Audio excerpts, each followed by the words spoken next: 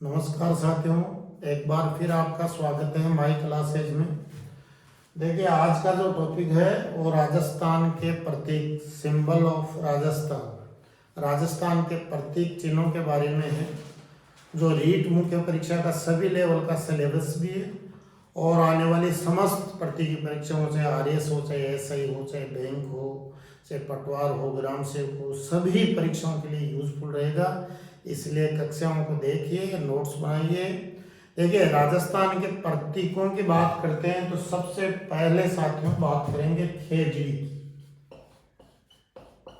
देखिए, खेजड़ी का नाम आते ही एक मरुस्थल में, कम वर्षा में, अधिक तापमान में वर्ष भर हरा भरा रहने वाला सदाबहार जीवट युक्त पेड़ का नाम हमारे को ध्यान में आता है, जो एक प्रकार से किसानों के लिए, जिसकी फल फूल पत्ती सभी बहुत ही ज़्यादा यूजफुल है। तो देखिए, खेजड़ी जो है उसको राज्य वृक्ष, इसकी बहुउपयोगितावादी नेचर इस वृक्ष का देखते हुए एक प्रकार से देवतुल्य है। इसको राज्य वृक्ष का जो दर्जा है वह 31 अक्टूबर 1983 को दिया गया। तो आपको याद रखना है, खेजड़ी वृक्ष को राज्य वृक्ष का दर्जा कब दिया गया? 31 अक्टूबर 1983 को दिया गया। और इसका वैज्ञानिक नाम साथियों याद रखना है, प्रिंसेसिप सिनेरिया।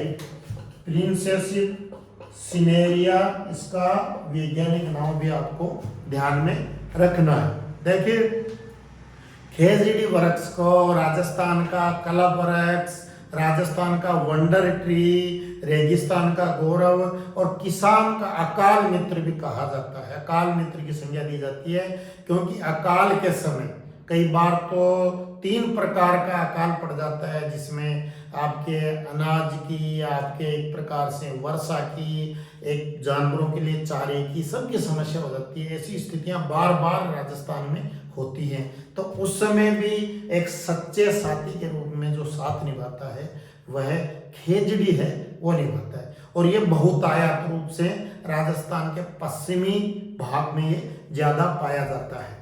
और विश्नोई संप्रदाय के इतिहास के हिसाब से भी खेजड़ी वृक्ष का विशेष महत्व है। और विश्नोई संप्रदाय इसको क्या है, समी वृक्ष का दर्जा देता है और दशहरे के दिन इसकी पूजा की जाती है। यह भी साथियों आपको ध्यान रखना है। इसका जो फूल है वो मिंजर कहलाता है और इसका फल या फली सांगरी कहलाती है। आपको ध्यान रखना है, बड़ी बड़ी 5 स्टार होटलों में, चौकी डाणी आदि में केर सांगरी की जो है ना, वो बहुत ही सब्जी मिलती है। किसानों को तो कोई ज़्यादा मूल्य नहीं मिलता है, लेकिन ऐसी उपज जो है 5 स्टार होटलों तक उदयपुर जयपुर में पहुंच जाती है, तो उसकी कीमत जो है एक प्लेट की हजारों रुपए में हो जाती है। तो इसकी जो सांगरी, केर सांगरी की सब्जी है वह भी बहुत ही प्रसिद्ध है, ये भी ध्यान में रखना है। देखिए, इसको पंजाबी और हरियाणा में भी इसका विस्तार है, वहाँ इसको जाटी भी कहा जाता है। और इसका व्यापारिक नाम जो है खेजड़ी का वो कांडी है। ये भी आपको साथियों ध्यान में रखना चाहिए। देखिए, खेजड़ी जो दिवस है वह है 12 सितंबर को प्रतिवर्ष मनाया जाता है। ये इंपॉर्टेंट है, 12 सितंबर इसको लिख लेना, ये परीक्षाओं में छपने वाला है। और ये 1978 से ऐसा प्रारंभ हुआ। 1978 से प्रतिवर्ष 12 सितंबर को खेजड़ी दिवस के रूप में हम मना रहे हैं। इसके इतिहास की भी अभी बात करेंगे, क्यों मनाया जा रहा है। अब देखिए, इसकी बात करते हैं तो ये जो खेजड़ी जो है अपने आप में एक इतिहास समाये हुए है। और खेजड़ी वृक्ष का नाम है वह जुड़ता है अमृता देवी बिश्नोई। अमृता देवी बिश्नोई। देखिए, ओवरऑल वर्ल्ड में यूएनओ ने भी इसको माना है, भारत सरकार ने भी माना है। ओवरऑल वर्ल्ड में अगर पर्यावरण प्रेम का कोई अनूठा अप्रतिम उदाहरण है तो वह अमृता देवी बिश्नोई का उदाहरण है। और खेजड़ी की चर्चा करें और अमृता विश्नोई की चर्चा नहीं करें, अमृता देवी विश्नोई की, तो यह प्रासंगिक हो जाएगा। तो देखिए खेजड़ी वृक्ष को बचाने के लिए अमृता देवी विश्नोई के नेतृत्व में सन 1730 ईस्वी में ये एक बलिदान हुआ था, जिसमें 363 स्त्री पुरुषों ने बलिदान दे दिया था।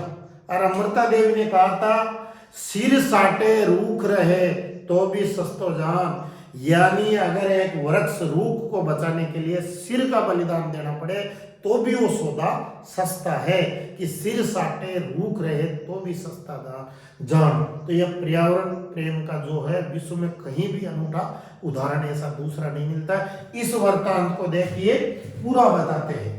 देखिए आपको पता है, इतिहास के जो गंभीर विद्यार्थी हैं उनको पता है कि जोधपुर नागौर बीकानेर क्षेत्र जो है वो मारवाड़ के नाम से जाना जाता था, और जो प्रधान राज्य हुआ करता था वो जोधपुर था। 1730 में यहाँ शासक थे जोधपुर में अभय सिंह, और आपको पता है कि जोधपुर का जो दुर्ग है उसको मेहरानगढ़ के नाम से जाना जाता है, जो कि चिड़ियाटूप पहाड़ी पर अवस्थित है। और इसमें दुखांतिका भी कुछ वर्षों पहले हुई थी माता के दर्शन के समय, उसको भी आपको ध्यान में रखना है। तो इसी मेहरानगढ़ दुर्ग में वो शासन कर रहे थे अभय सिंह, और इसके एक भाग में वो फूल महल में वो लकड़ियों का एक महल बनाना चाहते थे, किसी महल के हिस्से में, फूल महल में। तो इसके लिए उनको बहुत सारी लकड़ियों की जरूरत थी। उनके एक दीवान थे मंत्री गिरधारी दास भंडारी, यह नाम भी आपको याद रखना है, जो इस कहानी का जो विलेन है गिरधारी दास भंडारी। उन्होंने राजा जी ने चर्चा की कि भाई ये फूल महल लकड़ी का बनाना है, अपने को बहुत ज्यादा मात्रा में लकड़ी चाहिए। तो उन्होंने विश्लेषण किया, शोध किया, और ये बताया कि यहाँ से 24 किलोमीटर दूर जो है वो जो खेजड़ी गांव है, उस गांव में खेजड़ी का वृक्ष बहुत आयात में है, और राजा जी का आदेश होता है, वहां से लेकर आते हैं। राजा ने आदेश दिया, वो सैनिकों को लेकर वहां चला गए। वहां जाता है तो वहां विश्नोई संप्रदाय का वो गांव था, जिनको जो है 20 और 9 नियम वो मानते हैं। आपको विश्नोई संप्रदाय से याद रखना चाहिए। जाम्बू जी इसके प्रवर्तक थे, और ये हरे वृक्षों को कटने नहीं देते हैं, और अपनी जान भी दे देते हैं वृक्षों के लिए, प्रकृति पूजा के लिए, और ये बहुत सारे आध्यात्मिक मूल्यों में विश्वास रखते हैं। तो ये वहां गए, तो वहां अमृता देवी के जो पति थे रामोजी, उनसे कहा कि हमारे को वृक्ष चाहिए और ये वृक्ष काटेंगे। तो इसी बीच अमृता देवी विश्नोई आ गई, उन्होंने कहा कि वृक्षों को नहीं काटने देंगे। तो दीवान ने यह कहा कि राजा को महल के लिए लकड़ी चाहिए और हम काटेंगे। उसने क्या है कि आताताई होके सैनिकों को आदेश दे दिया। अमृता देवी के नेतृत्व में 363 स्त्री पुरुष, जिसमें अमृता देवी की जो 3 पुत्रियां भी थी, वृक्षों से चिपक गई, और चिपक के वो कट गई, उनको काट दिया गया आरी और तलवारों से, लेकिन वो हटी नहीं। और एक इस प्रकार बहुत बड़ा बलिदान वृक्षों के लिए हो गया। जब राजा को पता लगा तो राजा ने उनको दंडित किया, क्षमा मांगी विश्नोई संप्रदाय से, और ये इस प्रकार प्रकरण हुआ। तो इस प्रकार जो है ये जो घटना है वृक्ष प्रेम की, खेजड़ी वृक्ष की रक्षा के लिए विश्व में एक प्रथम उदाहरण है। और इसी घटना की याद में जो है भाद्रपद माह की शुक्ल पक्ष की 10वीं को खेजड़ी गांव में वृक्ष मेला भी बढ़ता है, जो विश्व का एकमात्र वृक्ष मेला है। इसको भी साथियों आपको याद रखना चाहिए। और अमृता देवी की स्मृति में अमृता देवी विश्नोई स्मृति पर्यावरण संरक्षण पुरस्कार भी 1994 से दिया जा रहा है। और सबसे पहला यह पुरस्कार जो है गंगाराम विश्नोई को 1994 में मिला था, जो राजस्थान पुलिस में कांस्टेबल थे, और जिन्होंने वृक्षों को संवर्धन के लिए, उनके प्रोटेक्शन के लिए, उनको बचाने के लिए अच्छी मुहिम चलाई, अच्छा कार्य किया। तो इस प्रकार ये जो खेजड़ी जो वृक्ष है वो अपना राज्य वृक्ष है। इसके समस्त आंकड़े आपको साथियों याद रखने चाहिए। अब देखिए इसी क्रम में अपन बात करते हैं राज्य पुष्प की। राज्य पुष्प जो है वो है रोहिड़ा के फूल। रोहिड़ा जो फूल, रोहिड़ा जो वृक्ष है, यह भी विशेषतः पश्चिमी राजस्थान में ज्यादा पाया जाता है और इसके लकड़ी भी बहुत ही फर्नीचर के लिए उपजाऊ वो उपयुक्त होती है। और रोहिड़ा के जो फूल हैं उनको राज्य वृक्ष का दर्जा दिया गया है। और इसका वैज्ञानिक नाम आपको याद रखना है, टिकुमेला अंडालेटा। टिकुमेला अंडालेटा रोहिड़ा इसका वैज्ञानिक नाम है राज्य पुष्प का, यह आपको याद रखना है। और इसको भी राज्य पुष्प का जो दर्जा है वह साथियों 31 अक्टूबर 1983 को ही दिया गया। इसके अन्य नाम है मरुस्थल का सागवान है, राजस्थान की मरुशोभा है, मारवाड़ का इसको टीक भी बोलते हैं। सर्वाधिक जैसा मैंने बताया पश्चिमी राजस्थान में मिलता है। और इसमें फूल खिलने का समय भी ध्यान रखना, भारतीय पंचांग महीनों के अनुसार चैत्र माह का जो महीना आता है बैसाख से पहले, तो मार्च अप्रैल में इसके जो है वो फूल खिलते हैं, जो बहुत ही खूबसूरत और शानदार हैं, जो मन में उल्लास भर देते हैं, प्रकृति की ओर हमें आकर्षित करते हैं। और उसका जो रंग है वो हिरमिच रंग होता है। हिरमिच यानी बहुत सारे रंगों का एक मिश्रण सा देखने को इसमें मिलता है, जिसमें पीला, केसरिया, लाल और नारंगी रंग का जो है ना बहुत ही गजब कॉम्बिनेशन होता है। तो राज्य पुष्प रोहिड़ा के फूल के बारे में भी आपको साथियों ध्यान रखना है। देखिए राज्य प्रतीकों के क्रम में, इसी क्रम में अपन बात करते हैं राज्य पक्षी। राज्य पक्षी, देखिए राज्य पक्षी जो है वो अपना गोडावण है, जिसको ग्रेट इंडियन बस्टर्ड के नाम से भी जाना जाता है। वह राज्य पक्षी है और राज्य पक्षी का दर्जा इसको 1981 में मिला है गोडावण को। देखिए इसका वैज्ञानिक जो नाम है आर्डोटियस, वैज्ञानिक नाम याद रखना आर्डोटियस नाइग्रोसिस। आर्डोटियस नाइग्रोसिस इसका वैज्ञानिक नाम है, यह भी आपको ध्यान रखना है। इसको माल मोरडी भी बोलते हैं, सोन चिड़िया भी बोलते हैं और इसको हुकना भी बोलते हैं, क्योंकि यह हुक हुक करता है गोडावण पक्षी। और यह बहुत ही शर्मीला पक्षी है, 10 से 15 किलो वजनी होता है, इसलिए तेज दौड़ता है परंतु बहुत ही कम उड़ पाता है। और इस प्रकार से इसकी जो आकृति एक प्रकार से शुतुरमुर्ग के जैसी होती है और गर्दन बहुत ही लंबी होती है, बहुत सुंदर पक्षी होता है। और इसका प्रजनन जो केंद्र है माछिया जोधपुर में है गोडावण पक्षी का, ये भी आपको ध्यान में रखना है। और 2010 में इसको रेड डाटा बुक में, जो विलुप्त प्राणियों को जिसमें रखा जाता है उसमें उसको शामिल कर लिया गया है। तो ये विलुप्त प्राणी के रूप में रेड डाटा बुक में 2010 में इसको शामिल कर लिया गया है, ये आपको ध्यान रखना है। और ये मिलता कहाँ है? सबसे ज्यादा तो राष्ट्रीय मरुद्यान जो जैसलमेर में है उसमें पाया जाता है। उसके अलावा साकलियावास अजमेर में भी ये गोडावण अपना राज्य पक्षी मिलता है और ये 100 से 12 में भी मिलता है। और ये अपना जो अंडा है, जो सेवन घास है पश्चिम राजस्थान में, जो बहुत ही लंबी और पौष्टिक, जिसमें पीवना सांप भी रहता है सेवन घास में, जो बहुत ही पौष्टिक होती है, लंबी लंबी होती है और अच्छी सुंदर घास होती है।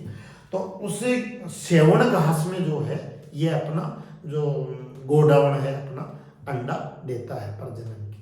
तो अपने राज्य पक्षी के बारे में भी आपको साथियों ध्यान रखना है। और देखिए राजस्थान के प्रतीकों की इसी श्रेणी में अपन बात करते हैं राज्य पशु। तो देखिए यहाँ थोड़ा सा वेरिएशन है, यहाँ आपको बिल्कुल सावधानी से पढ़ना है। देखिए राज्य पशु जो एक तो है अपना वन्य श्रेणी का, यह भी ध्यान रखना है, और एक पालतू या घरेलू श्रेणी का है। अब हम जब परीक्षा हॉल में होते हैं तो थोड़े से तनाव और दबाव में होते हैं। सबसे पहले तो ये देखना है कि पूछ क्या रहा है, आधी समस्या तो वहीं सोल्व हो जाएगी। जैसे उसमें लंबी भाषा में पूछता है कि राजस्थान में अनेक राज्य प्रतीक है, इसी क्रम में जो है वो राज्य वन्य श्रेणी में पशु का दर्जा प्राप्त है, तो वो पहला ऑप्शन जो है वो ऊंट देगा, वो घरेलू श्रेणी में। वही हमारे से गलती हो जाती है, इसलिए बार बार जो है अभ्यास भी ऑब्जेक्टिव प्रश्नों का करें और कॉन्सेप्ट को बिल्कुल क्लियरिटी से साथियों पढ़े। तो देखिए राज्य जो पशु है वह वन्य श्रेणी में चिंकारा है। चिंकारा क्या है? एक एंटीलोप हिरण की प्रजाति है, और ये नाहरगढ़ जो जयपुर है उस क्षेत्र में अक्सर ये ज्यादा दिखाई देता है। एंटीलोप प्रजाति का ये जो है वो एक प्रकार से ये जो है हिरण है। देखिए इसका जो वैज्ञानिक नाम है वो गजेला वेनिटी। चिंकारा का जो राज्य वन्य श्रेणी का राज्य पशु है वह चिंकारा है, और इसका वैज्ञानिक नाम गजेला वेनिटी है। वैसे इसको गजेला भी कहते हैं, छोटा हिरण भी कहते हैं और लघु हिरण भी कहते हैं। तो जयपुर के नाहरगढ़ इलाके में अक्सर दिखाई देता है, वही नाहरगढ़ जहां राजस्थान का प्रथम बायोलॉजिकल पार्क है। तो इसको आपको ध्यान रखना है कि राज्य पशु वन श्रेणी में जो है वह चिंकारा है, और इसका वैज्ञानिक नाम गजेला वेनिटी है, और ये नाहरगढ़ फोर्ट बायोलॉजिकल पार्क के आसपास अधिक दिखाई देता है, और एंटीलोप प्रजाति का ये हिरण है। आगे बात करते हैं राज्य पशु, ये घरेलू या पालतू श्रेणी में। तो देखिए वो है ऊंट। तो राज्य पशु घरेलू या पालतू श्रेणी में कौन सा पशु है? ऊंट राज्य पशु है, घरेलू या पालतू श्रेणी में, इसको आपको ध्यान में रखना है। देखिए इसकी घोषणा तत्कालीन राज्य सरकार ने 30 जून 2014 को की थी। तो देखिए घोषणा और दर्जा दिए जाने में यह अंतर है। पिछली परीक्षाओं में घोषणा पूछ ली, तो आपको याद रखना है कि ऊंट को राज्य पशु पालतू पशु के रूप में राज्य पशु का दर्जा की घोषणा कब हुई? 30 जून 2014 को, और जबकि इसको 19 सितंबर 2014 को, यह डेट ध्यान रखना है, 19 सितंबर 2014 को राज्य पशु पालतू श्रेणी का दर्जा ऊंट को सरकार ने दिया है। देखिए इसका वैज्ञानिक नाम जो है वह ऊंट का कैमलेस डेमोडोरियस है। कैमलेस डेमोडोरियस है वैज्ञानिक नाम, इसको भी आपको ध्यान में रखना चाहिए। और ऊंट तो आप जानते हो कि इसको रेगिस्तान का जहाज भी कहते हैं। देखिए इसको ऊंट को रेगिस्तान का जहाज ऐसे नहीं कहते हैं, रेगिस्तान में लंबे समय तक बिना पानी पिए तो रह सकता है, लंबी यात्राएं भी कर सकता है, और ये अभी तो बीएसएफ भी इसको सुरक्षा प्रहरी के रूप में इस पे सवार होकर अपने भारत पाकिस्तान सीमा की रक्षा इस पे कर रही है। और ऊंट जो है ऊंटों को सेना में शामिल कर लिया गया है। बीएसएफ के जवान भी अपने जो रेड खिलाफ रेखा है उस पे पैरा ऊंटों पे ही दे रहे हैं पश्चिमी राजस्थान में। तो इसको भी आपको ध्यान में रखना है। और साथ ही साथ ऊंट को रेगिस्तान का जहाज किसने कहा?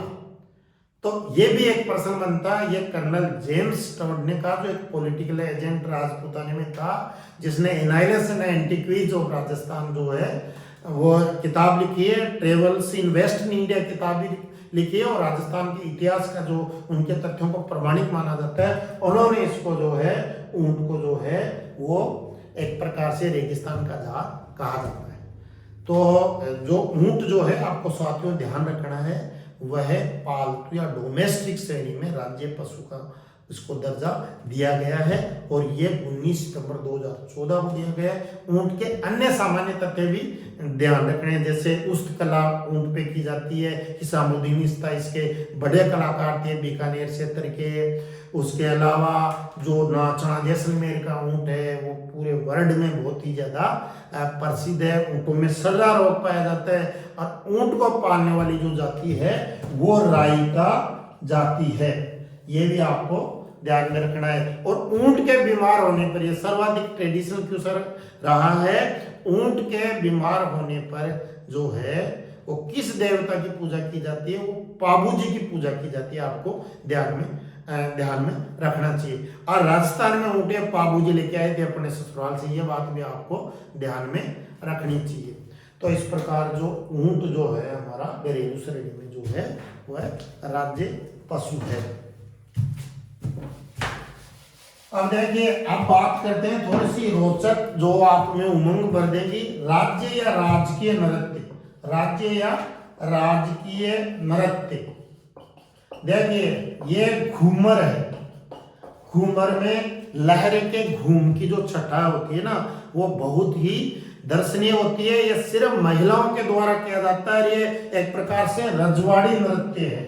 रजवाड़ी नृत्य है, राजा महाराजों के समय इसमें महिलाएं घूंघट निकाल के और जो लहंगा या जो घाघरा पहन के वो जो नृत्य करती है, उसको समूह में करती है। उसकी जो घूम की जो छटा है वह बहुत ही दर्शनीय होती है। इसको भी आपको ध्यान में रखना है। अब देखिए, घूमर के बाद में अपन बात करते हैं राजकीय गान या गीत। राजस्थान के संदर्भ में राजकीय गान गीत, देखिए यह है केसरिया बालम आओ नी पधारो मारे देश।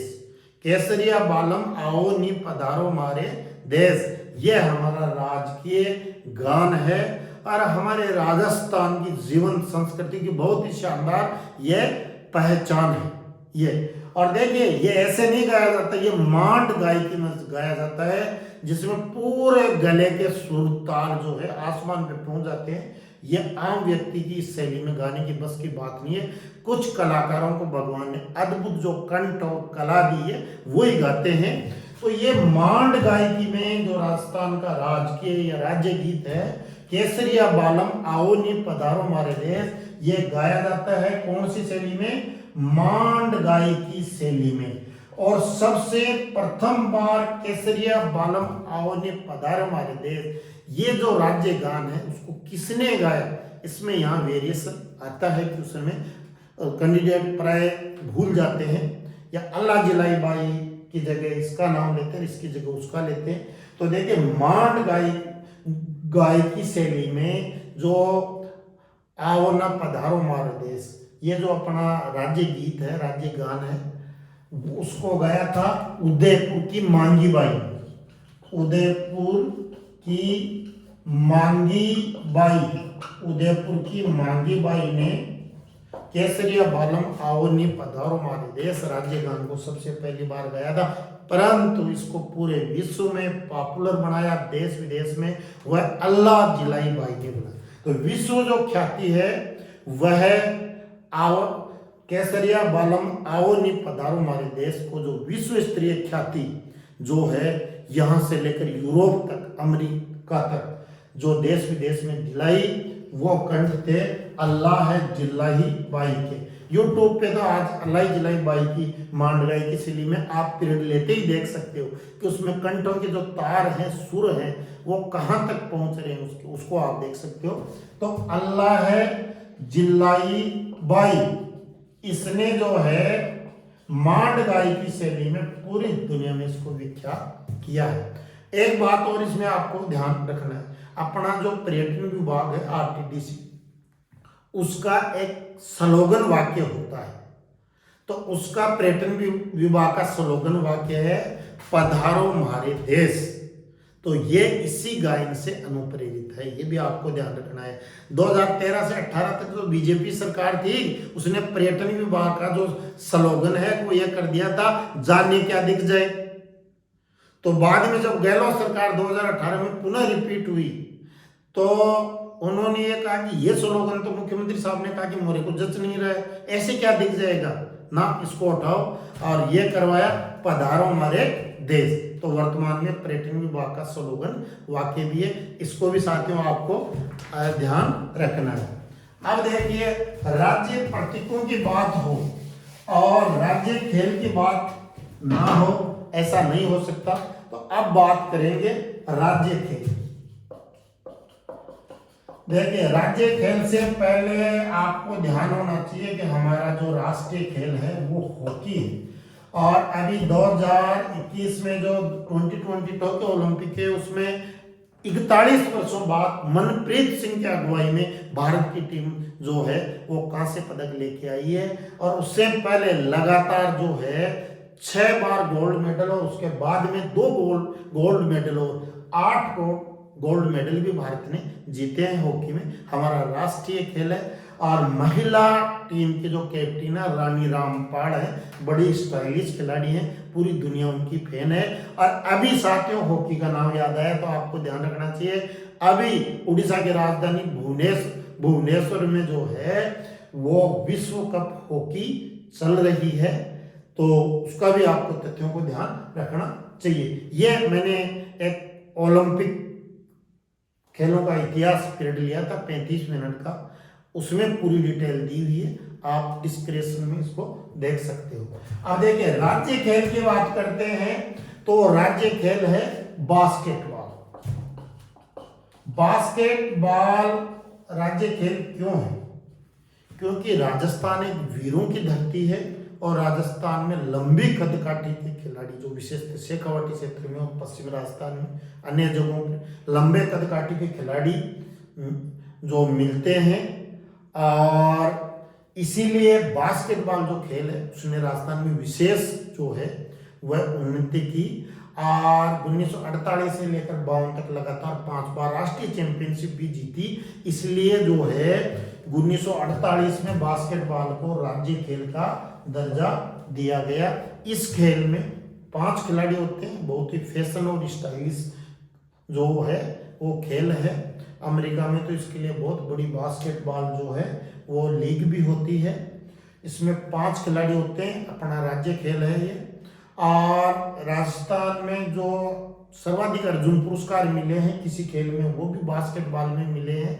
खुशीराम, अजमेर सिंह, जोरावर सिंह, हनुमान सिंह और सिक्कर के राधेश्याम बिजारनी, ये बास्केटबॉल के अपने बड़े खिलाड़ी भी अर्जुन अवार्डी और बड़े खिलाड़ी भी रहे हुए हैं। तो कुल मिलाकर राज्य खेल जो है वो अपना बास्केटबॉल है, इसको आपको याद रखना है साथियों। अब देखिए राज्य खेल में भी एक यहाँ जहां आप मानव जनित त्रुटि कर सकते हो, राज्य खेल तो अपना बास्केटबॉल है, पर बदलते परिदृश्य में क्यों सुना रहे हैं, इसलिए जैसे कई बार ये पूछ ले कि राज्य हेरिटेज खेल या हेरिटेज राज्य खेल कौन सा? हेरिटेज का मतलब होता है परंपरागत राजा महाराजाओं के जमाने से। तो राज्य हेरिटेज जो खेल है वह है अपना पोलो, इसको चौगान भी बोलते हैं। यह है हाथी और घोड़े पे विशेषतः खेला जाता है। और जयपुर है इस पोलो या चौगान खेल का विश्व स्तर का बड़ा केंद्र रहा है, इसलिए जयपुर को पोलो की मक्का भी कहते हैं। और आपने इतिहास पढ़ा होगा मध्यकालीन भारत में, तो कुतुबुद्दीन ऐबक जो 1206 से 1210 तक भारत का शासक रहा, वो चौको ये पोलो या चौगान जिसको उस समय कहते थे, वो खेल खेलते समय घोड़े से गिरकर समाप्त भी हो गया था, जिसको इतिहास में लाखा बख्श बादशाह के नाम से अपनी उदारता के कारण जाना जाता है। तो राजस्थान का राज्य हेरिटेज जो खेल है वो चौगान या पोलो है। इस वेरिएशन को भी साथियों आपको ध्यान में रखना है। अब देखिए बात करते हैं राज्य मिठाई। कई बार आ जाता है प्रश्न, राज्य मिठाई कौन सी है? तो राज्य जो मिठाई है वह है घेवर। देखिए सावन के महीने में अपने राजस्थान में परंपरा है कि जब किसी भी कन्या का वागदान यानी सगाई फिक्स कर दी जाती है तो उसके ससुराल पक्ष की ओर से जो है वो उस कन्या के घर पे जो सिंजारा मनाया जाता है, सिंजारे का पर्व, उसमें घेवर जो है वो ले जाया जाता है और जो बड़ा ही रसीला होता है और बहुत परंपरागत मिठाई अपनी मानी जाती है। राष्ट्रीय मिठाई की बात करें तो वो आप सबको पता है जलेबी है, तो थोड़ा सा आप लोग घेवर का भी ध्यान रखना और मौका मिले तो खाना भी घेवर। अब देखिए बात करते हैं राज्य पोशाक। देखिए इसमें पुरुष श्रेणी में जो राज्य पोशाक है वो जोधपुरी कोट पैंट है। जोधपुरी कोट पैंट मैंने बताया भी था कि ओलंपिक में जो समापन में और जो खिलाड़ी परेड में शामिल होते हैं जोधपुरी कोट पैंट भी वो पहन के गए हैं। और जो महिलाओं की जो राज्य ड्रेस या पोशाक है वह राजपूती पोशाक है या ड्रेस है। ये कोई राजपूती पोशाक है, ये कोई बाध्यता नहीं कि राजपूती महिलाएं पहनेंगी, सभी समाजों की महिलाएं पहन रही है और स्त्रियों के रूप में राज्य पोशाक का इसको दर्जा प्राप्त है। अब देखिए एक बात और करेंगे राज्य कवि की, राजकीय या राज्य कवि, राजकीय या राज्य कवि।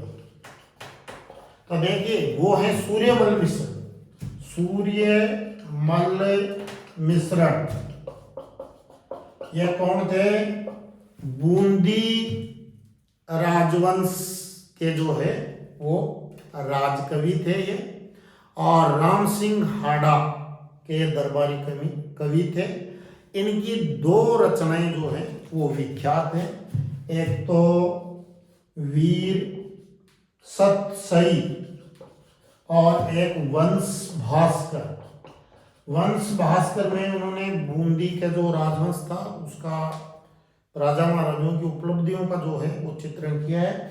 और वीर सतसई में जो यहाँ के राजपूताना के राजाओं को, सोए हुए वीरों को ब्रिटिश साम्राज्य के विरुद्ध करने के लिए और गुलामी की जंजीरों को तोड़ने के लिए बहुत ही शौर्य से परिपूर्ण जो रचनाएं हैं वो वीर सतसई में की है। तो साथियों कुल मिला के ये पीरियड आपको 2-3 बार देखने चाहिए, हो सके तो नोट्स बनाना चाहिए। राज्य प्रतीकों में एक बात जो जिले वाइज शुभंकर हैं वो रह गए हैं, उनका एक छोटा सा शॉर्ट एंड स्वीट पीरियड बनाऊंगा जिसमें राज्य के शुभंकरों की चर्चा होगी। पीरियड अच्छा लगे तो लाइक शेयर और सब्सक्राइब करें। ऐसे चैनल माई क्लासेज ऑफिशियल को देख करिए। मिलते हैं अगले पीरियड में।